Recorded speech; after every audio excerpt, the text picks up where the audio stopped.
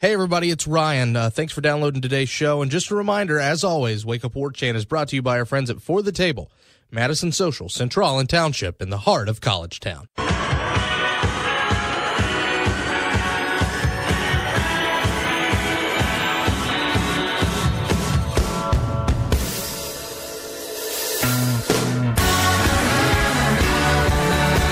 That's right, ladies and gentlemen, from Tallahassee to Thomasville and from coast to Atlantic coast, it's time to Wake Up War Chant here on 97.9 ESPN Radio, and it's a very happy Monday morning, October the 23rd, to you and yours. You're currently listening to the voice of Ryan Kelly. I'm the director of digital media at warchant.com. Drew Hicken, as always, sits on the other side of the glass. How are you, sir? I'm doing all right. How are you? I'm fine. As fine as you can be. Bittersweet weekend. Really bittersweet weekend, of course. We're going to talk a lot about that bitter in a moment. The Jags redeemed us yesterday, so that's an all right thing. But you're not here for teal and black talk. You're here for garnet and gold talk, and we're going to have plenty of that discussion today. But first of all, thanks so much for waking up with us here, 6 a.m. on 97.9 ESPN Radio, or, of course, streaming over the WTSM app or the TuneIn Radio app. As far as a lot of this stuff goes, well, it is a little bit of a different show today with the short week that Florida State had. Jimbo Fisher and company practiced on Sunday, which means our own Gene Williams did not get to catch up with Jimbo Fisher last night. So there is no Jimbo Fisher today, but we've still got plenty of time to talk about. And if anything, it frees up some time for us to talk in depth about the craziness that was Florida State's 31-28 loss to Louisville. Of course, if you're listening by podcast, we thank you so much for doing that. iTunes, Podcast Republic, warchantradio.com, all sorts of different places you can find that. And, of course, radio at warchant.com, at Wake Up Warchant. That's your email address and your Twitter account to catch up with the show. And, of course, we can't do this without our friends at For the Table, Madison Social, Central, Township, all right there in the heart of College Town. So you trade Louisville pretty much blow for blow in this game. They threw a punch, you threw one back. 7-7. Second quarter, they throw a punch, you get one back with a defensive touchdown, the first one since 2015. How about that? 14 all at the half. Louisville scores 14, then you score 14. Third quarter, fourth quarter. Haymaker. And then you did what felt inevitable after James Blackman loses that fourth quarter game-winning drive or supposed game-winning drive, and Louisville recovers. You just knew the Louisville Cardinals were going to march down that field and they were going to win that game. Drew, did you or anyone else around you in the stands at Doe Campbell on Saturday think that Florida State was going to get a stop and a punt and that they were going to win that game after they turned that ball over? No. There's absolutely I'd have put the chances at about 10. I'd have felt like about 10% positive that maybe somehow, some way we could get a stop. And they toyed with you a little bit, getting that third down, I think, right off the bat. But no. I think as soon as we fumbled, I pretty much knew that we were in big trouble. And I'll say this too. A lot of people are talking about, maybe this is the first football game you can really point to and say it feels like Blackman's mistakes lost you the football game. I'll say this. Blackman pulls that ball cleanly, it's a touchdown. There's 2 minutes left, you're up by a touchdown. Can any of you say definitively for a fact that our defense stops Louisville from going right back down the field and making it overtime anyways? I sure can't. I would almost expect it. It's to the point now we're even look at Duke. Duke made it to midfield with a minute to go against us 2 weeks ago. That defense, for whatever reason, is and I would have roasted them more had it not been for that awesome fourth down stop they had, which shocked me, by the way, because it just feels like the defense is just the least clutch defense of all time. If the game is on the line and they need to make a stop, it's almost like the opposing offense has you right where they want you. Well, the team in and of itself, for a second straight week, I'll come up to you Monday morning, and the word situationally stupid comes to mind. Florida State in this ball game situationally was terrible. You can say there's no such thing as momentum. You can say it doesn't matter. You can say that numbers are numbers, stats are stats. Ball games are won by that. That's great and everything. But until that final drive, until the air gets taken out of that stadium and that feeling of inevitability takes over, Florida State is leading this game in total offensive yards. 403, 449. Louisville, 59-yard drive, 8 plays, 2 minutes. That's all it took. that final play of that game. I don't feel like this defense bends and breaks. I feel like it's done a lot of stonewalling, because here's the thing. Say what you want about giving up 31 points to Louisville. Lamar Jackson was going to get his. We said that all week. It doesn't matter if the 85 Bears are back there. He was going to get his yards. It's just a matter of you have to match and you have to take advantage of opportunities. And at one point in this game, they did that. A first-half defensive touchdown, Josh Kando swarms that guy. Absolutely swarms him. For Matthew Thomas to scoop and score that deep within your own territory, that's awesome. But the problem is you did a good job. You kept them in check for most of that first half outside of a couple drives where, again, they just got theirs.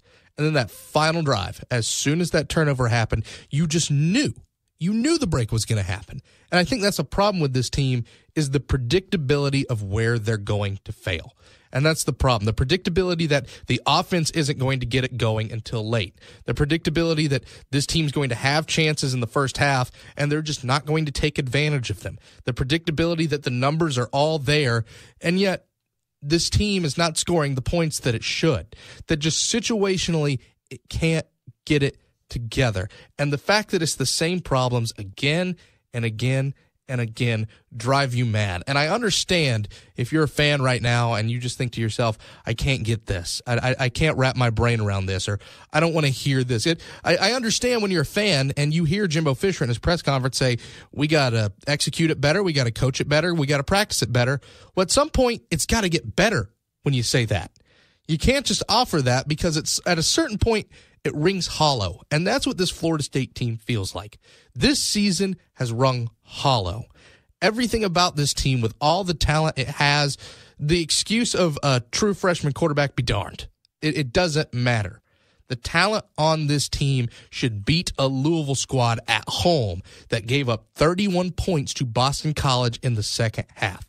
It should be able to run for way more yards than what it did on the ground. With those two running backs, when you end up with 155 yards on the ground, you should have far more than that when you have that tandem in that backfield. Everything seemed to ring hollow, and nothing seems to make sense anymore. Yeah, I think it's kind of the same type deal with the Miami game. You were getting all these stops in the first half. You were doing what you needed to do, but you're just not putting up points. And more so against Louisville, when you know Louisville's going to get theirs and you know Lamar Jackson's going to get his, and they're going to put up points eventually.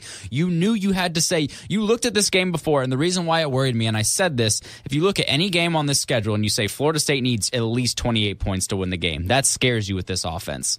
And you knew going into that you needed at least probably 28 points to win that football game. If you thought anything lower than that, you were crazy. And you got all those stops in the first half, and you got no points. And I've you know what? I've had Jimbo's back through a lot of the things through these all the slander that's gone on and whatnot. But to not go for it on 4th and 3 from their 27.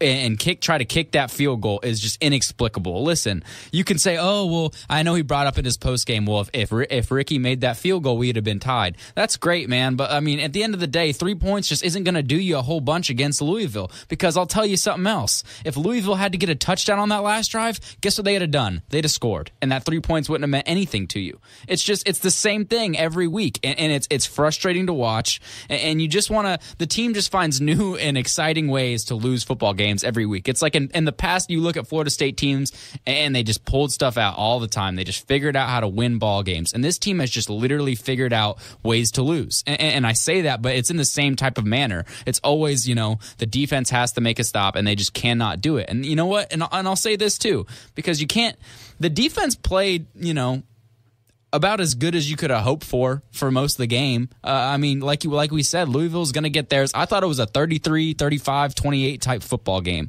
I thought that's what it had to be for Florida State to win. We said Florida State needed a turnover or two, maybe a defensive score to swing things in their way.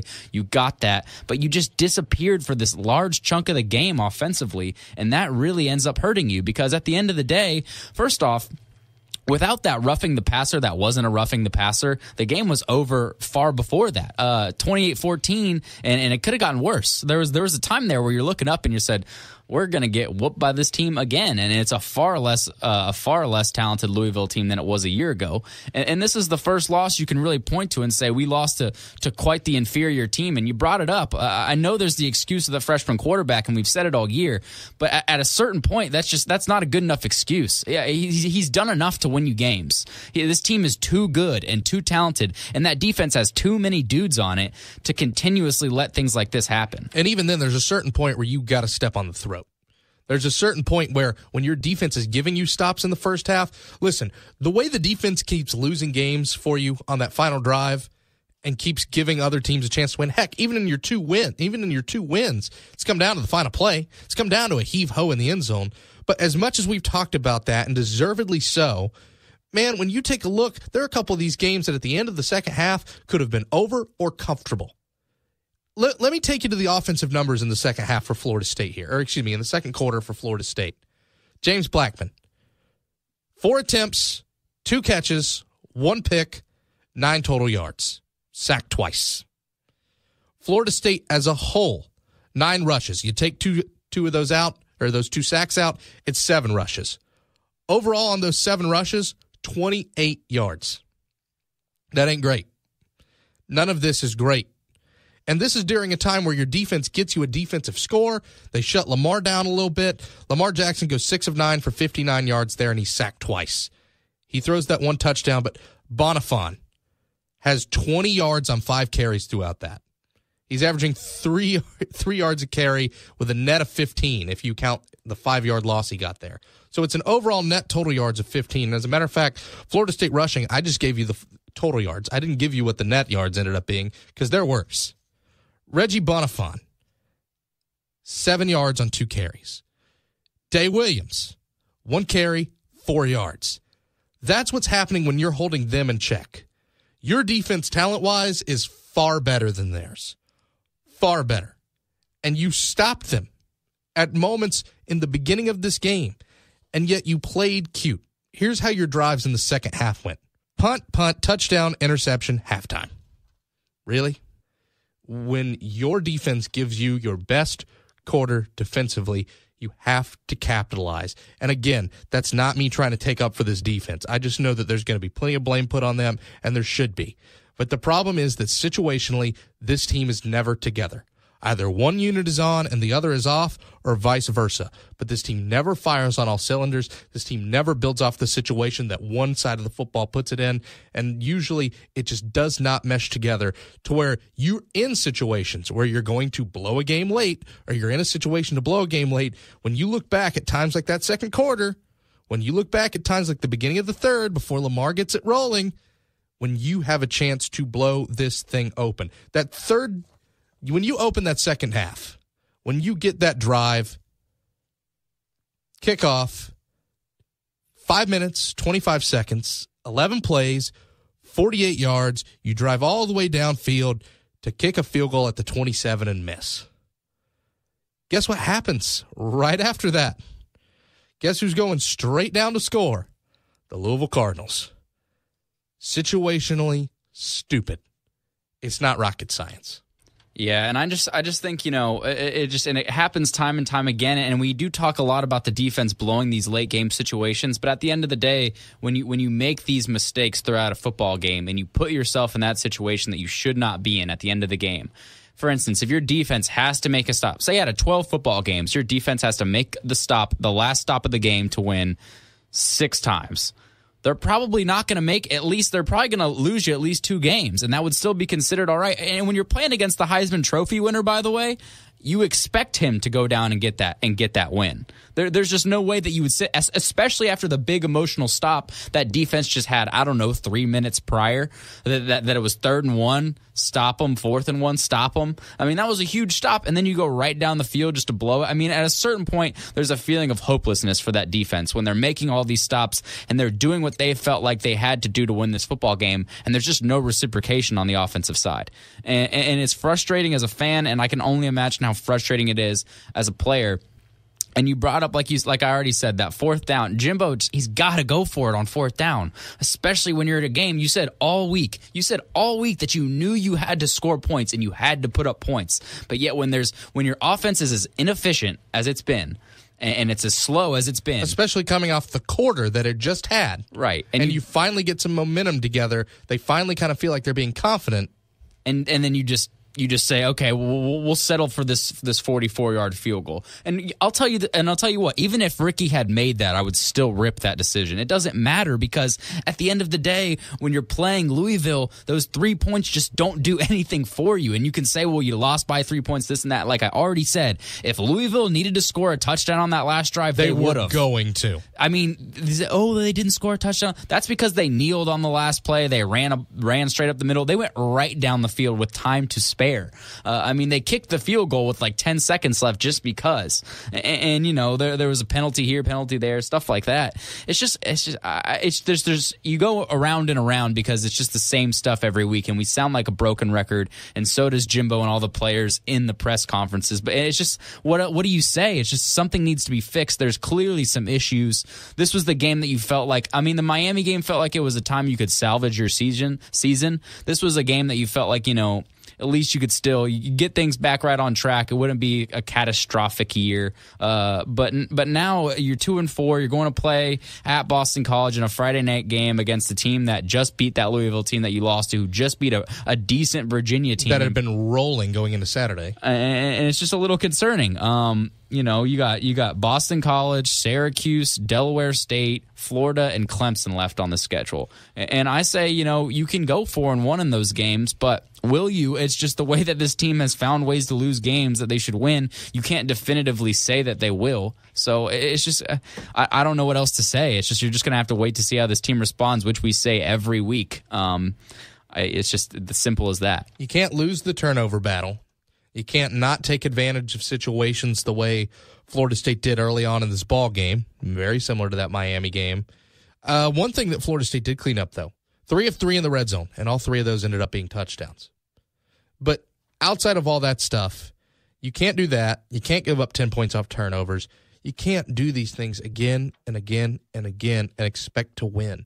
It's the fact that it's the little stuff that's killing Florida State is what drives you completely crazy. Oh, yeah, and by the way, another thing you can't do, you can't give up 14 points in the third quarter.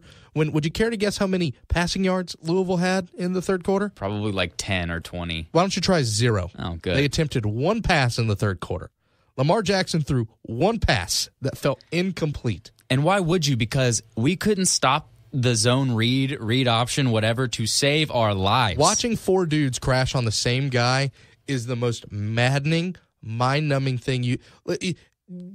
Make this just completely remove any attachment to this game. Let's say this was Northwestern and Minnesota playing on a Thursday night, and you had nothing to do, and you were sitting on your couch watching those two teams. Let's say Minnesota keeps running the zone read, and 4 guys crash on the wrong dude consistently. Your blood would boil if that happened, much less when it's your team going up against the best zone read guy in the game, and it seems like they never crash on that guy. Hey, he's the one who won the Heisman. Maybe you should keep an eye on him. And, you know, people have talked about how changes need to be made and this and that, and you've brought up several times how you felt like, you know, maybe you did need a couple more losses to make that official. I'll say this, and, you know, it's never a good thing that a guy loses his job, and it's a shame, but you know, the changes are going to be made at the end of this season. It's just, it has to happen. There's just absolutely no way that I could see some of these guys keeping their jobs. Yeah, and that's the thing. When you look overall, and we're going to get into this in a little bit, what is the aftermath of this season? Where do we go from here? And that's something we're going to discuss.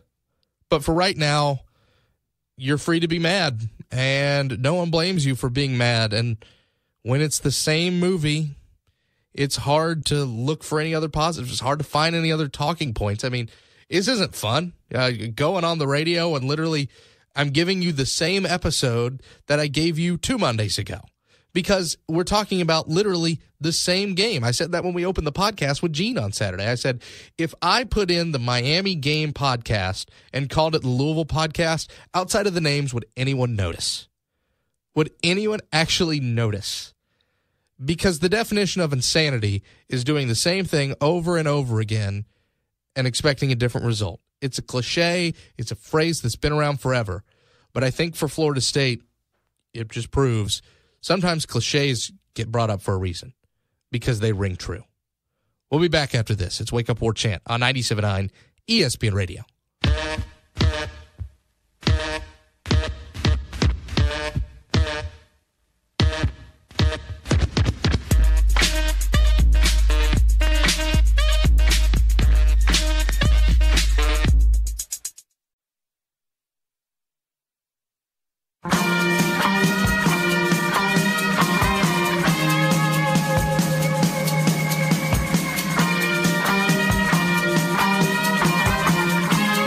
You know, there's still some folks who are maybe trying to get over this game from Saturday.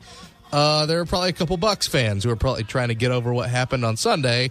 And I know there are Falcons fans who are trying to get over that quote-unquote rematch that happened last night in Foxborough. Well, maybe if you're into that and you need maybe a little something to forget about it for a while, well, our friends at For the Table have your back with the best happy hour in town from 4 to 7 every night there. Weeknight, should I say, in College Town, Madison Social, Central and Township. It's 3 different experiences with the same great deal. Make sure you're getting over there. So you touched on a little bit, Drew, and I'm happy you brought it up in the last segment. This kind of felt like, and I guess that's why I had such a good feeling about this Louisville game going into it, this felt like a very classic get-right game. Louisville is struggling. Their weakness is the thing that you need to get better at, and maybe you can take that step forward on offense against that horrific defense. They're demoralized. What do they have to play for? You can make it an easier route to your bowl game, and you can kind of finally find the floor that, as you've been free-falling for these last couple weeks. You have that shot, and then you lose. And now I think a lot of Florida State fans are kind of asking the question that they didn't exactly expect themselves to ask. As a decent Boston College team looms on a short week, a Syracuse team that you know is capable of beating one of the best teams in the country rolls in the week after that. Oh, yeah, and speaking of one of those best teams in the country, you're going to their house a week after that. What now? What's left for this Florida State season? Let's ask the obvious question first and foremost.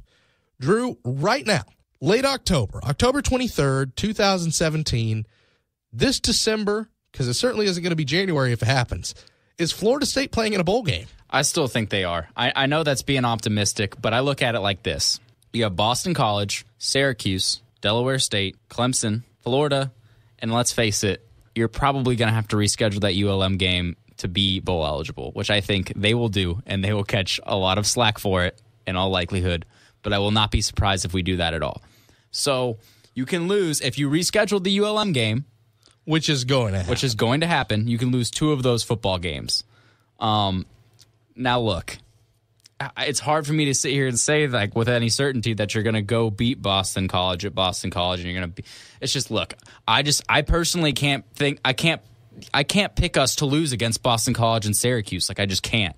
I'm not sitting here saying it won't happen, it can't happen, but I think they're just games that we're so much better than them, athlete and physically and talent wise. No matter how bad we're struggling and how they're doing, they're just games that you should win. I don't care. They're games you should win. And so I personally, I feel like you win Boston College. I think it'll be a struggle. I can't say that again. These are just. They could go either way, but I think you probably win Boston College. You probably win Syracuse at home.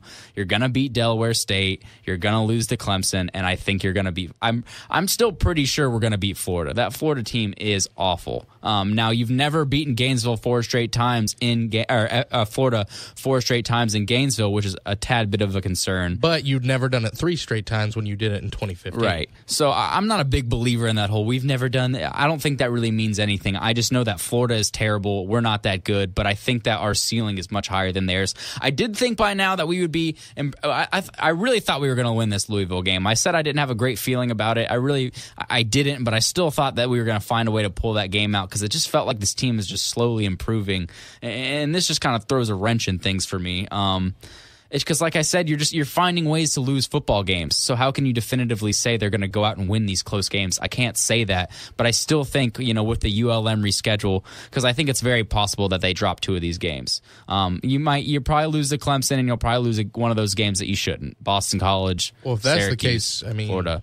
6-6 is what you're staring in the face. Right. I think 6-6 is 6-6, 7-5 best case scenario is probably. Now here's the question: do you reschedule the ULM game if you're already bowl eligible? I don't know if we do that. Well, no, because it's gonna have to be done soon. Right. Like that's the thing is that yes, that will absolutely happen because you're not just gonna call them after the Florida game and say, Hey, want to play? Looks like we're 5-6. You got something to do on Saturday? Yeah.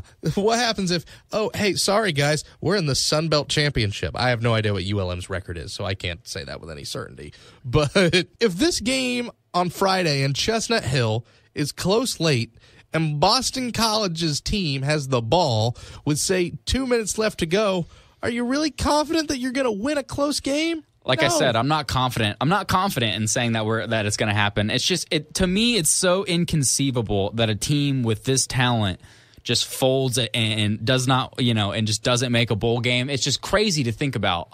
But that being said, we all have to come to terms with the fact that it's a reality at this point. It could happen. I by no stretch of the imagination am I saying this isn't going to happen. I do feel like this team's still going to make a bowl game. I really do. I remember feeling more confident in 2009 that team was going to make a bowl game than I do right now because I just legit don't know. I legitimately don't know. You know what? You're right. They should beat Boston College. They should beat Syracuse. I'm not going to sit here and tell you they're not going to beat Delaware State. They're going to beat Delaware State. They should beat that really bad Florida team.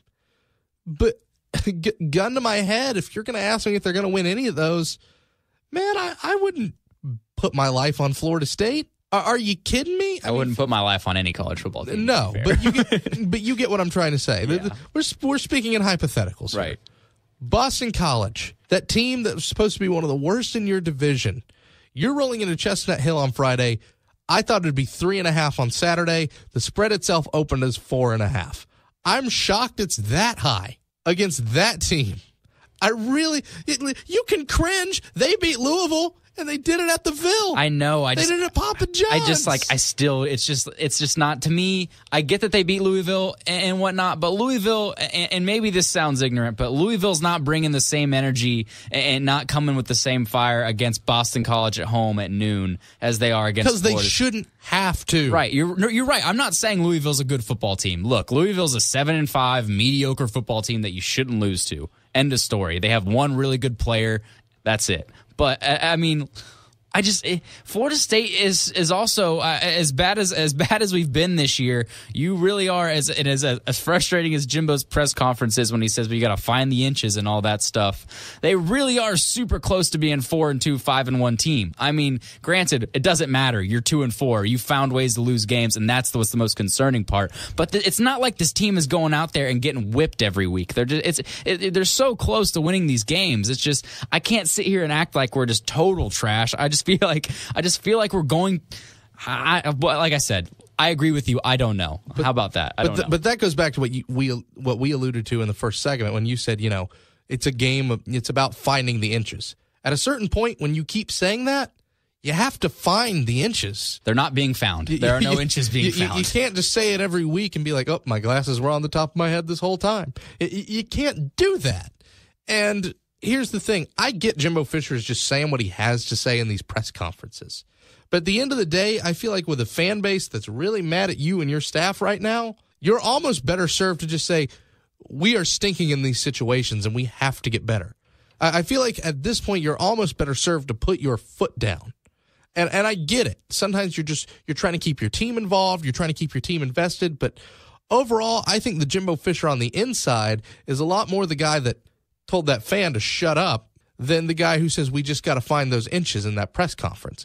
And I kind of wanted to use that to segue in saying, when you have this whole situation, when a fan base is mad at you and they're upset, I get it. We're all human. Occasionally, when somebody tells you you suck for long enough, you're going to tell them to shut up, come down here and prove it.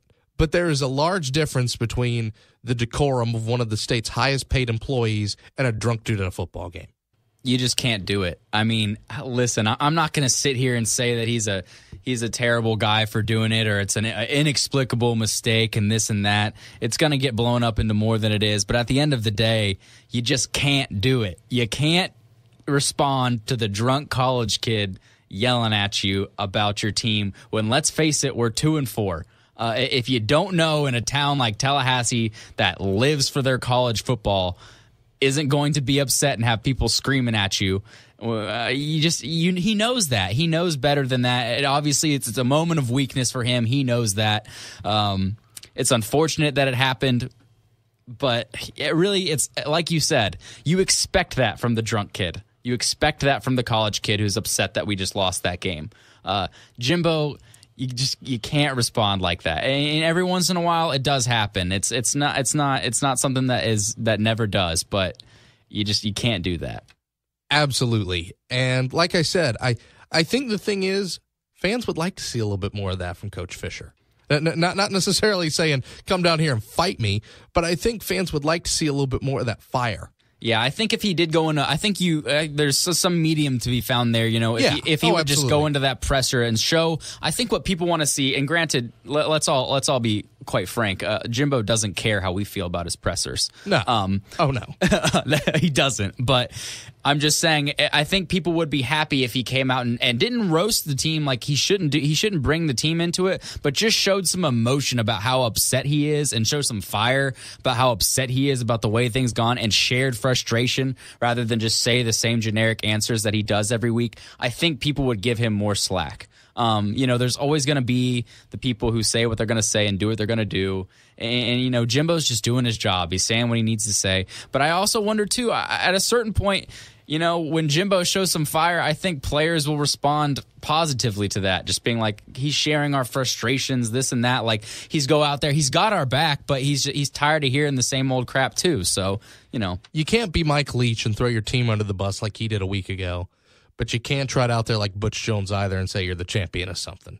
Because right now, you're not the champion of much, except a bowl streak that you might not be a champion of in a couple weeks. It was a busy weekend in college football. We'll talk about the big winners and losers outside of Doak Campbell Stadium after this on Wake Up War Chant, 97.9 ESPN Radio.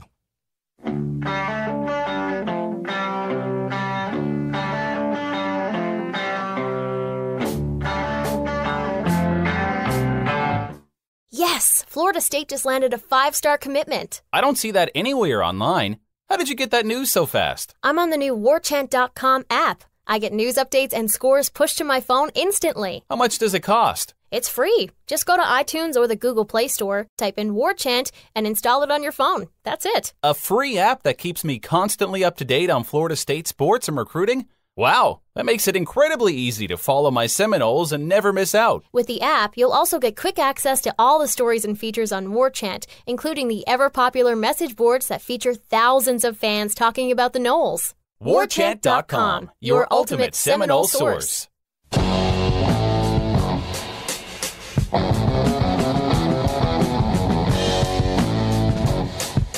Every year it seems like ESPN does what they call the Separation Saturday. They always talk about those big division races, and this is the week where we know who's going to be playing in these conference championships. They always seem to do that. And I know it wasn't labeled as that this Saturday, but I certainly know that was the case for two teams in college football, and that was Penn State and Notre Dame. What a weekend for those two. Penn State, gosh, you look at that schedule up until this week. Wow. Akron, Pitt, Georgia State, Iowa, Indiana, Northwestern. They beat everybody they played pretty convincingly outside of Iowa, but no one with a pulse. You get a bye week, you go to play Michigan at home, a whiteout, momentum, the crowd, everything for you. 42-13. Michigan's still no good, by the way, but at least they are a Power 5 team. Michigan's got a pulse. Yeah. Michigan at the very least has a pulse. I mean, Iowa, Indiana, Pitt, Northwestern? Really? By the way, really, really quick, will you finally admit to me? I know you like them. Are you still on the same Sam Darnold train? Do you still like them? Oh no! Thank you. Okay, I'm so glad to hear that. Oh gosh, I mean, how do you not hop off after That was, I don't even know what you call what USC did at Notre Dame Stadium on Saturday. Well, I know what you call it. You call it a loss. You call it a 49-14 loss. And here's the thing about Notre Dame. Notre Dame now, don't blink. USC still extremely talented. Sam Darnold, he may turn it over a lot. Still not a horrible quarterback.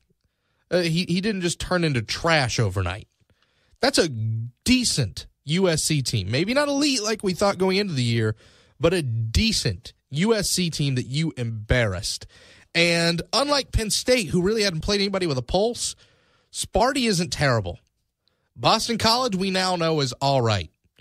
Georgia, we now know, is one of the best teams in the country. Those are all wins that Notre Dame has right now. And by the way, they have a massive game on Saturday against NC State at Notre Dame Stadium. Isn't that crazy? Massive game against NC State. That's nuts, isn't it? But I think that's just perfect for how this college football season has gone. After that, it's a game against a decent Wake team. Then you're going to Miami. Then you're playing a decent Navy team. Then you're going on the road all the way to the other coast to play a decent Stanford team.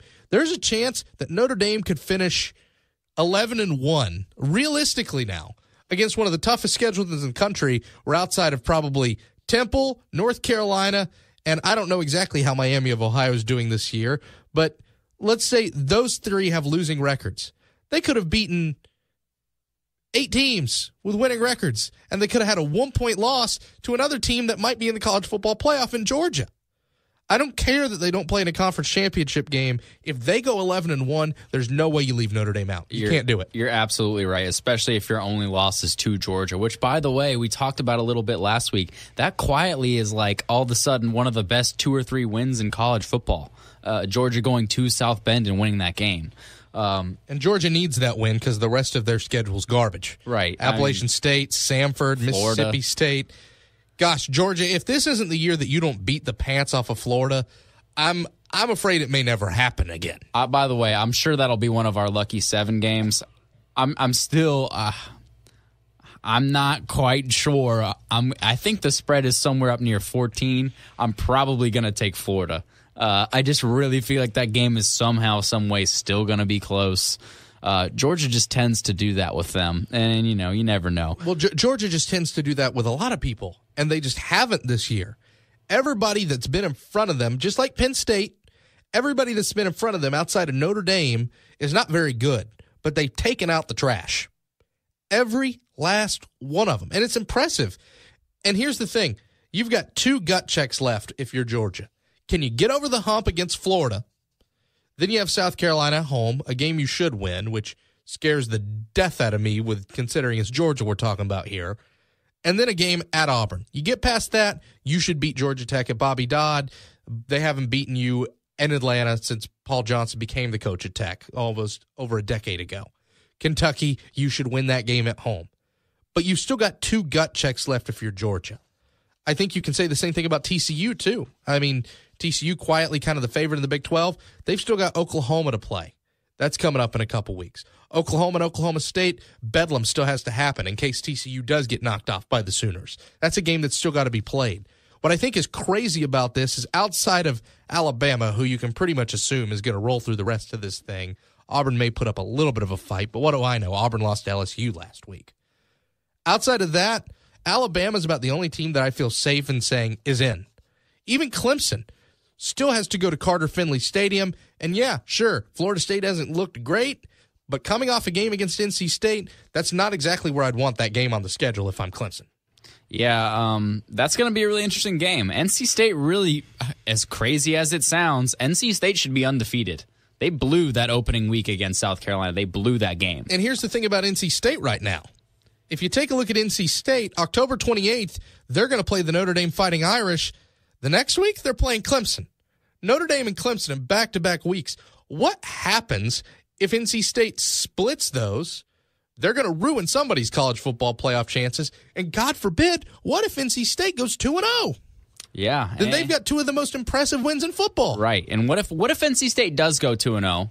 And what if, and we're all of a sudden, and this just for Florida State purposes, all of a sudden you're looking at Florida State's front half of their schedule, and you played top 10 Bama, top 10 NC State, and top 10 Miami. I mean, and back in 3 out of your first 4 games.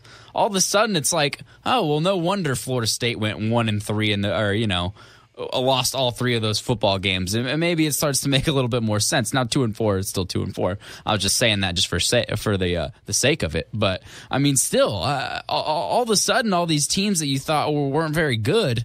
And listen, I'll still say this. I'm still in no way sold on Miami. I think Miami is painfully mediocre. We're going to know all we need to know about Miami, though, outside of this week. Who does Miami have this week? Because I know the week after that, I think they have UNC maybe and a bye. UNC and a bye maybe. Then they're gonna. It's not and a bye because if it's UNC, they're gonna torch UNC because everybody does that. But the 2 weeks after that, November 4th, hosting Virginia Tech and then hosting Notre Dame. Now Miami does get the benefit of those 2 games at home, but the thing is, we're gonna know all we need to know about the Canes. We're going to know all we need to know about the Irish. We're going to know all we need to know about the Frogs. That's what's so much fun about this college football season. It's already been so unpredictable with the Clemson loss and with so many teams not being exactly what we thought they were. But TCU still has a test left in Oklahoma. Oklahoma and Oklahoma State still have to play. Notre Dame still got to play Miami and NC State. Clemson still got NC State. There are so many tests still to go outside of Alabama to where you don't really feel confident about any of these teams and their chances. Right. And you know what I will say? You know what I will give Miami some credit on too as well? I think Miami is literally the same football team as they were last year. But you want to know the difference? They've closed and they've won close games. And you want to know why? Because I think Malik Rozier, as much as people roasted him, he's a winner. He's just a winner. He's got something in him that Brad Kaya never had. He goes out and he gets things done. And that team has taken on his persona a little bit. And it's just different because when they get in those close games that Miami has the past couple of years has always typically blown, there's this quiet confidence about them because I think he just brings that to the table. I just think he's a different kind of guy. I'm not sitting here saying he's a really good quarterback or anything. I just think he's a winner, and I think that's really the difference so far in their football team. I'll tell you what. The ability to think when you're in a close game that you're going to win the game is so undervalued in football. The confidence and the mindset that you bring to the final 2 minutes of a close game is everything, and you see it in the league all the time. You see it when you put up those stats of a one-possession game, as so many of them are in the NFL, when an elite quarterback, Peyton Manning, X amount of game-winning drives in his career. Tom Brady, X amount of winning drives in his career. The mindset of the last 2 minutes is what made Notre Dame in 2012. I mean, granted, they got wiped off the floor by Alabama in that title game, but it's amazing what that mindset can do. And I agree with you. Rozier brings that, Mark Richt brings that, and I never thought I would see the day where I could actually say Florida State could learn a little something from Miami by the way they deal with the last 5 minutes of a football game. We're putting a bow on it after this. It's Wake Up War Chant, 97.9 ESPN Radio, brought to you by your friends at For the Table.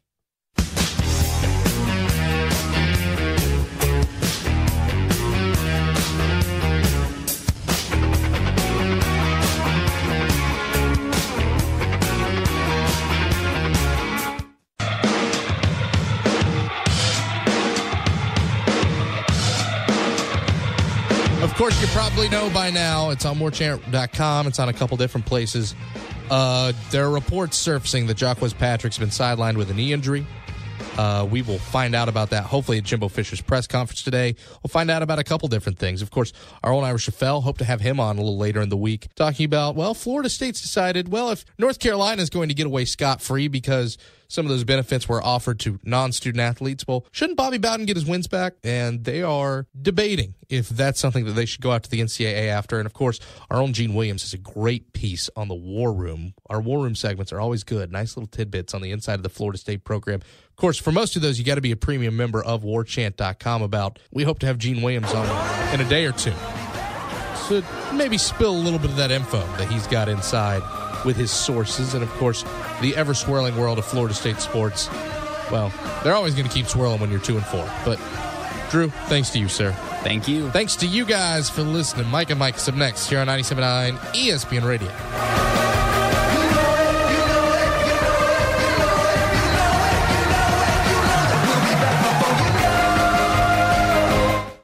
WarChant.com is the ultimate inside source for FSU football and recruiting.